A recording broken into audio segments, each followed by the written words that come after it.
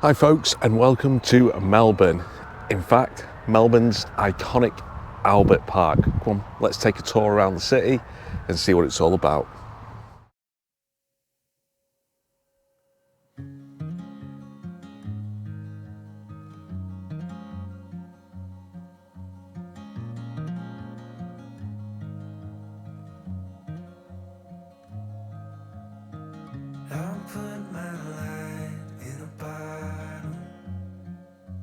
Melbourne is located on the southeastern coast of Australia and is the capital city of the state of Victoria.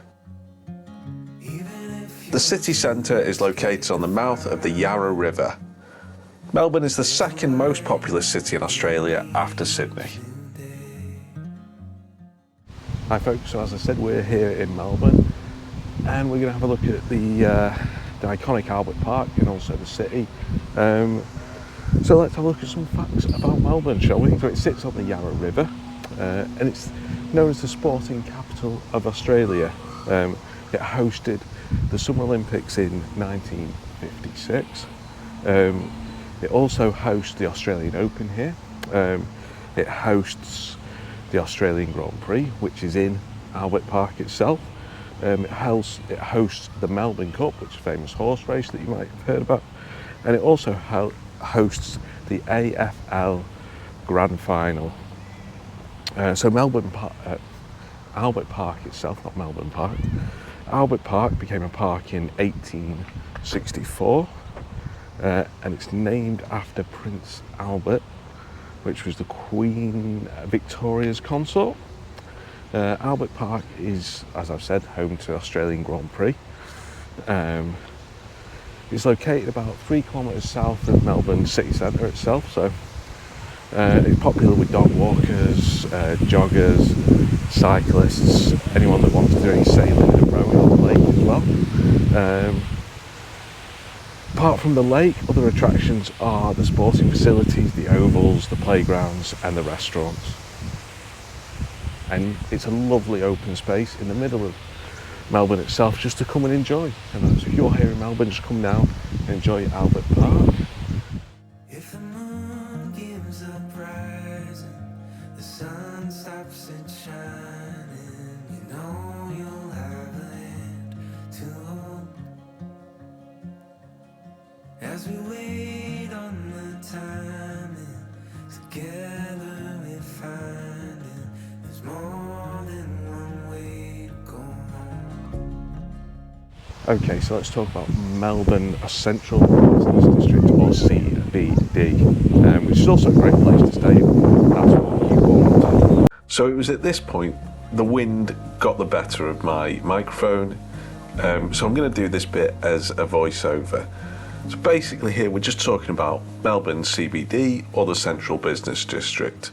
Now, the Central Business District contains lots of options for shopping and dining. You can head to Emporium Melbourne, which is luxury shopping and dining. You've got Melbourne Central, which is shopping, dining, office and also a transport hub space as well. You've also got Queen Victoria Market, which has been operating since 1878, and it's the largest open-air market in the Southern Hemisphere, covering over 7 hectares. Within the Central Business District, you have got Eureka Tower as well, which stands at 297.3 metres. Officially, it opened on the 11th of October 2006. The Sky Deck on the 88th floor offers 360-degree views across Melbourne as well, so you can go and check that out. There's plenty of museums and galleries within Melbourne as well. You've got the National Gallery of Victoria, the Sea Life Melbourne Aquarium, you've got the Melbourne Museum, to name a few of them. You've also got Fed Square as well, which is an area for world-class art galleries and exhibitions, and it also has a diverse range of food and drink within Fed Square. And for something maybe a bit more street arty, you've got Hosier Lane, you've also got AC/DC Lane, Duckboard Place and Caledonian Lane. There are a few others as well, but these are basically streets that have then had graffiti sprayed on the wall, and they've actually become quite famous. And As you can see from the little video snippets, the graffiti is actually quite good. So plenty to do and see in Melbourne's central business district there. So one of the other main areas here in Melbourne is St Kilda. Now, we chose to stay there, and if you've watched our review on the Cosmopolitan Hotel, you'll understand why we chose there. But St Kilda is most famous for its beach. Its beach is 700 metres long, and it runs between the marina and the harbour. It's also home to Luna Park, which is the historic amusement park there, which was opened in 1912. You've got the St Kilda Pier, which dates back to the 1800s. And from the end of that, you can see a colony of little penguins. And that area is called the St Kilda Breakwater. Now, when we were there, it was closed, it was being refurbished, and I believe they're going to reopen it and have a viewing platform, which they will start charging for as well. It used to be free. You've got Fitzroy Street, known as the Cultural Hub, and has plenty of live music and street art going on there. And you've got the Palais Theatre as well, which is a historic picture house, built in 1927, and it's home of live music. Bands like the Rolling Stones have played there. You've also got St Kilda Royal Botanical Gardens as well, which is located on the site of a former gravel pit and rubbish dump, and they were opened in 1861.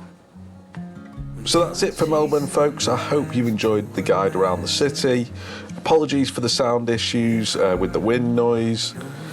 As always, please feel free to make a comment on the video. Please feel free to like the video and subscribe as well. It's free for you to do. Right, as always, we will see you on the next one. Happy travels, folks, and goodbye. As we wait on the timing, together we